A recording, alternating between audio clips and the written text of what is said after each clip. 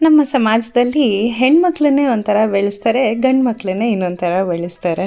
ಹೆಣ್ಮಕ್ಳಾದರೆ ಮನೆ ಕೆಲಸಗಳನ್ನೆಲ್ಲ ಕಲ್ತ್ಕೊಳ್ಬೇಕು, ಅಡುಗೆ ಕೆಲಸ ಕಲ್ತ್ಕೊಳ್ಬೇಕು, ಸಂಜೆ ಆದಮೇಲೆ ಮನೆಗೆ ಬೇಗ ಬಂದುಬಿಡ್ಬೇಕು, ರಾತ್ರಿ ಆಚೆ ಜಾಸ್ತಿ ಹೊತ್ತಿರಬಾರ್ದು, ಹೀಗೆಲ್ಲ ಇರುತ್ತೆ. ಆದರೆ ಗಂಡು ಮಕ್ಳಿಗೆ ಅಂತ ಯಾವುದೇ ರೆಸ್ಟ್ರಿಕ್ಷನ್ಸ್ ಇರೋದಿಲ್ಲ. ಎಷ್ಟೊತ್ತಿಗಾದರೂ ಹೋಗ್ಬೋದು, ಎಷ್ಟೊತ್ತಿಗಾದರೂ ಬರಬಹುದು.